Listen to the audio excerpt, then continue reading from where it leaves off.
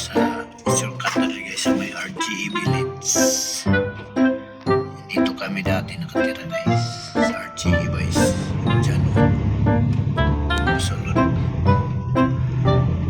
Pasok sa loob guys. Diyan kami nakatira guys sa RGE Village.